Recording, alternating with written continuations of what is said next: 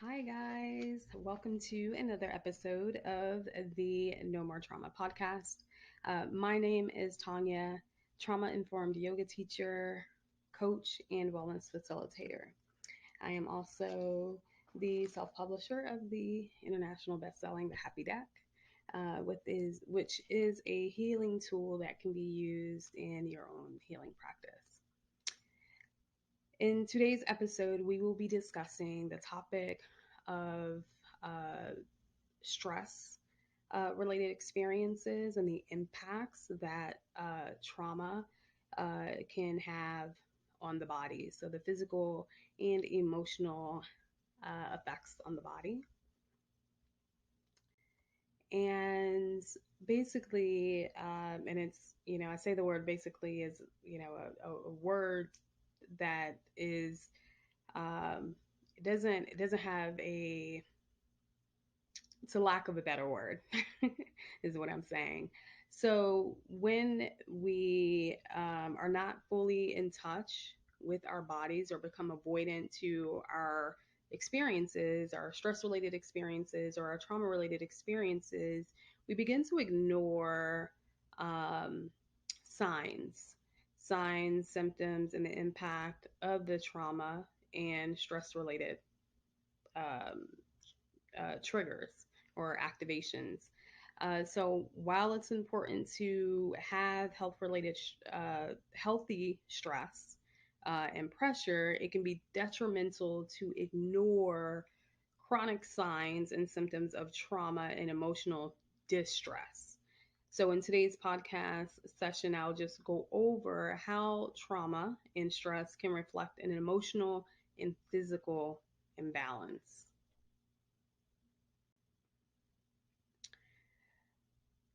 So I'll start with this definition of trauma, and it's from the thencenter.org.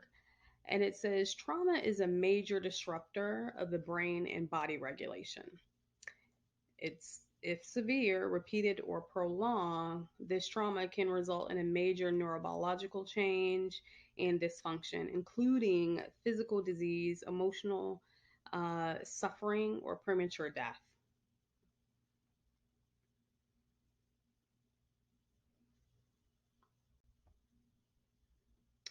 So let's talk about the emotional. So, what that looks like. So, this can look like stress, anxiety, PTSD, so that post traumatic stress disorder. It can also look like complex post traumatic stress disorder, feelings of tension, irritability, restlessness, worries, and the having the inability to relax, and sometimes even depression. So I wanted to break down what stress, what that looks like. And so there are three types of stress. And so there's that episodic acute stress. So this is overextending. So if you're overextension related stress, so when you find yourself overworked and it starts to cause anxiety, fear, or tension due to um, piling too much on, right? So you become overwhelmed when you pile a lot of tasks on your body, or just having to, if you're feeling as though you're not able to really keep up. And so there's the acute stress. It's a healthy stress, right? So this is kind of in the beginning when I was stating, there is a sense of healthy stress. The body needs that healthy stress, right? Um, and so healthy stress is when you're just trying to meet, work deadlines, anything like work related, or, say you're, trying to, meet a certain task or goal. Um, and you may get a little, frustrated or a little irritable. So you really want to stay with that acute stress. But when it starts to become episodic and you find your body reacting to episodic acute stress, where you've piled too much on you, you're overextending. And I always, when, my favorite word is, overextending means lack of boundaries. And so that's, where you have to really, self assess to see where you are. Now that chronic stress, it's trauma related. It's trauma related, and you live in a constant state of fight or flight. So if you haven't listened to the last podcast um, about the fight, flight, fawn, freeze, you should definitely go listen to that one, where it gives you a little bit more insight on those trauma responses. So, anxiety, it's constantly worrying about the future or even past events. So, you really are not finding yourself in the present moment. This is where you're really struggling to just be in that space, to be in the space of the present moment. The mind is constantly um, um, ruminating on thoughts of what could possibly happen or what has happened, and you're unable to see yourself in the present moment, or um, see yourself function, right? So it can trigger feeling sensations and neurobiological effects that may limit or disrupt you from living comfortably. So again, just, really just hyper focusing on either future events or past events, and it's causing some upset in the body. So those feeling sensations can show up in the belly. They can show up as chills all over the body. Um, and I know I'm getting into the physical part, and we'll get to that further in this podcast, but just kind of painting a picture of what that possibly looks like, because there are some people that experience anxiety and really don't know what those feeling sensations are. And even when I'm teaching yoga, yin practice, I express, notice what you feel, notice what you're feeling in the body. And again, I'm kind of going off a bit, but if you haven't read Gary Sukov's The Heart of the Soul, it really teaches you about the energy system, which is the body, and where sensations can travel through, and how to um, really focus on the parts of the body where those sensations are starting to navigate, and also how that tells a story as to um, what's happening.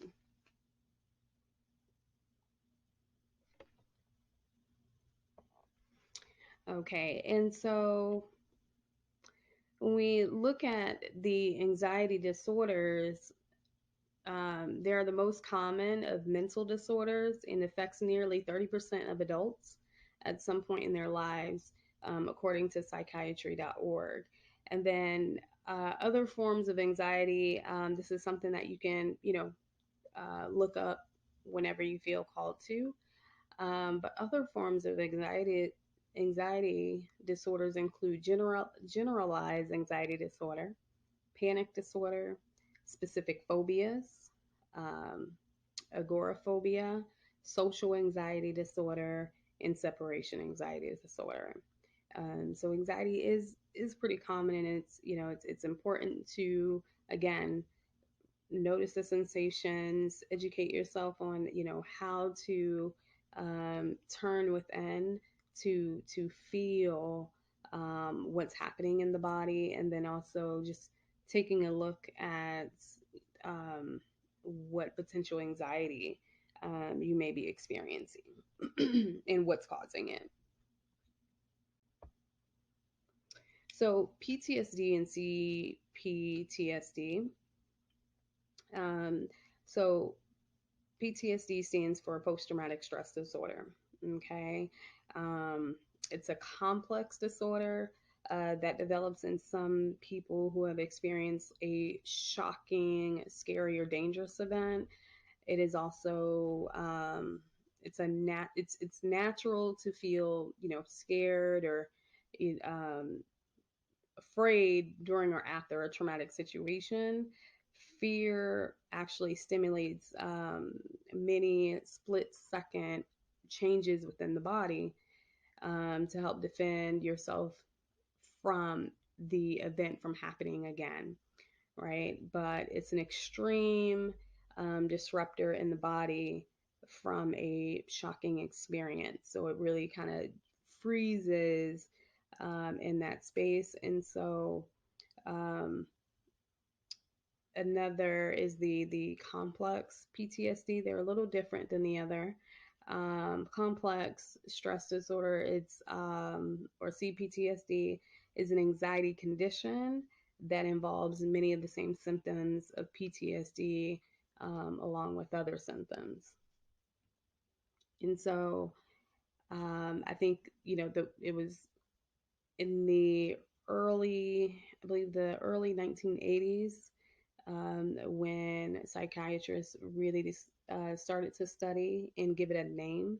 Of course, it was given to veterans who had, been in the military um, and experienced, the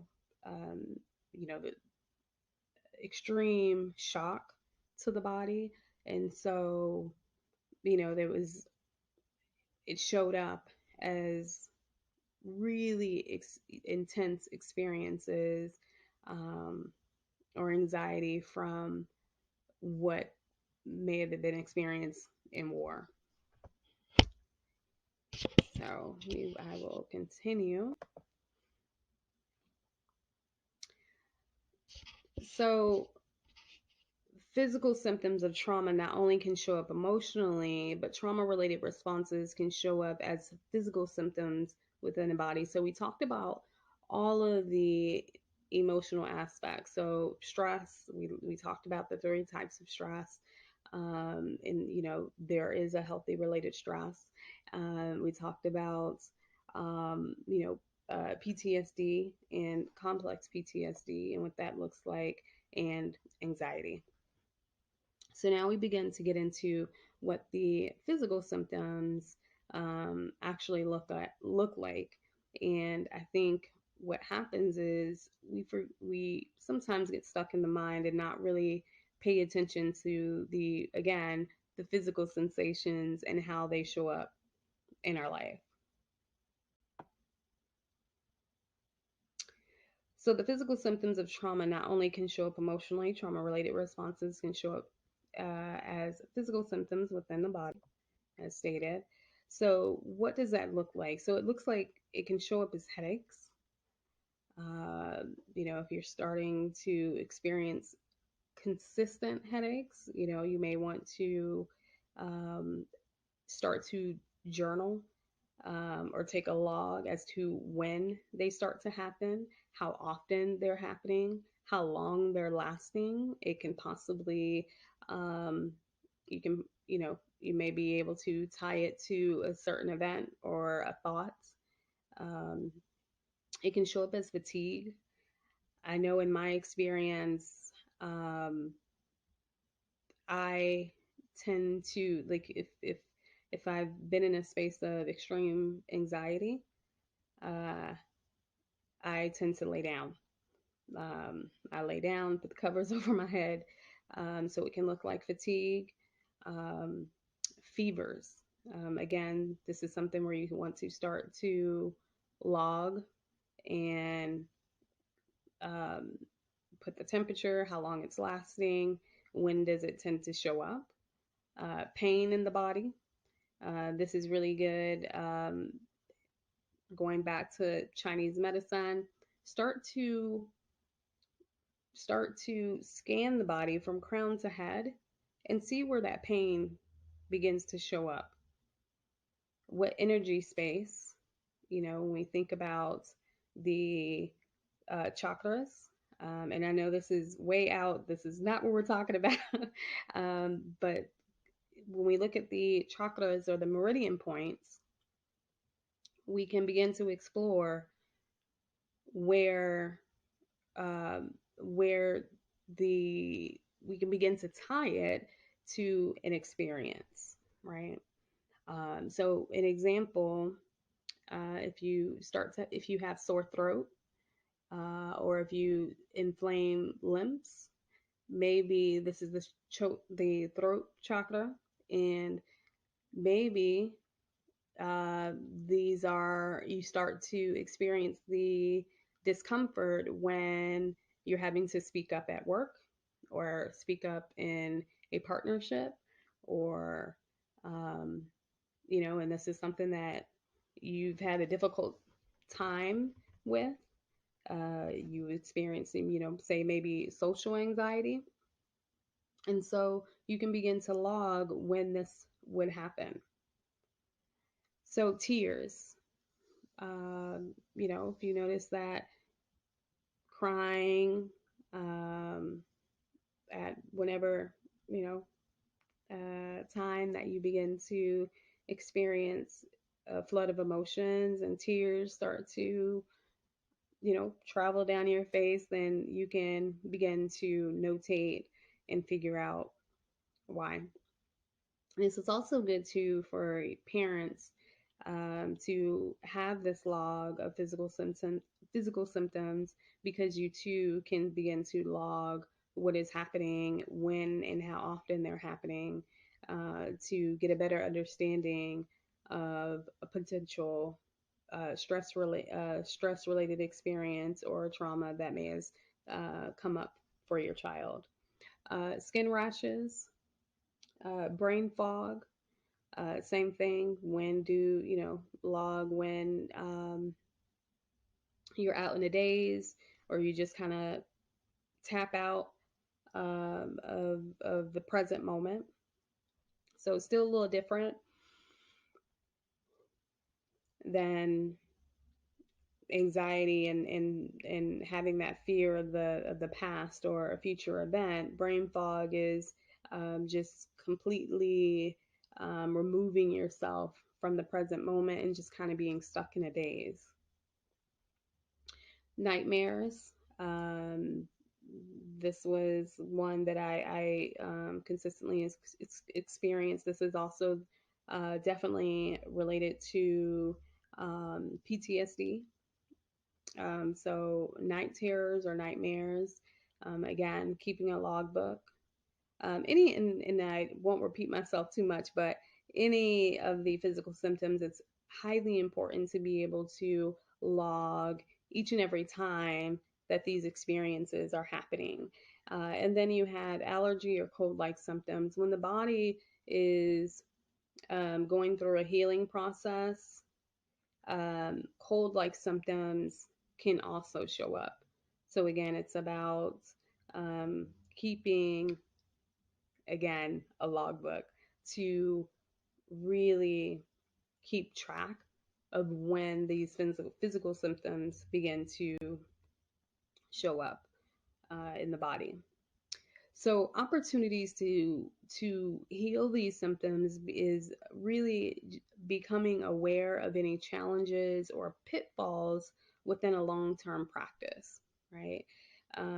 So if you begin this healing journey, or you're on a path to, self-awareness, it's a long-term practice, and it's about really self-assessing, and it doesn't have to be by yourself.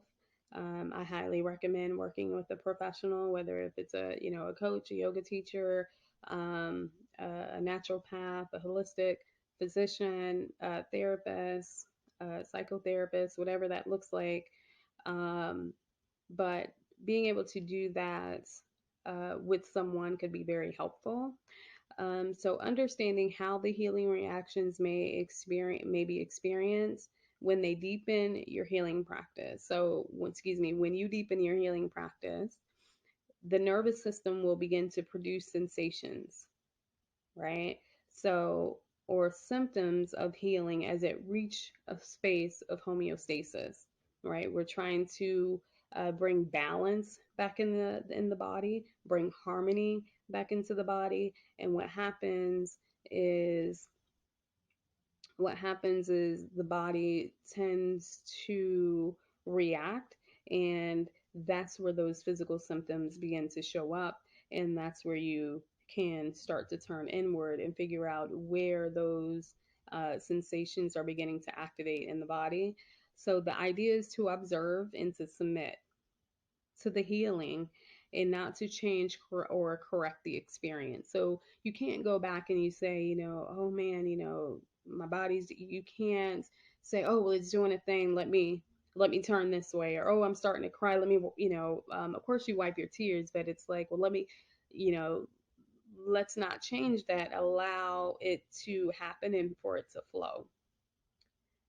Because that is the natural release of that particular emotion when the body was in shock originally, right? So it needs to finish out that experience. So an introduction of that can be seeking support, right? So opportunities for healing and support, it can look like support groups. So being able to find a support group if you're having challenges with grief, if you're having challenges with infidelity, if you're having challenges with alcohol, challenges with separation, moving to a new place, whatever that looks like. There are support groups. You can find a support group in your area and just popping it right into Google and just finding a support group. Or, connecting with your friends, your friend circle, or relatives, and asking for their support as you move through this transition of healing and harmony. So therapy and a coach, as stated, you can, Psychology Today, you can put in your information and find a therapist closest to you. If you have a, coach in mind, you can find a coach near you, psychologist, same thing. You can practice some EDMR work. So that's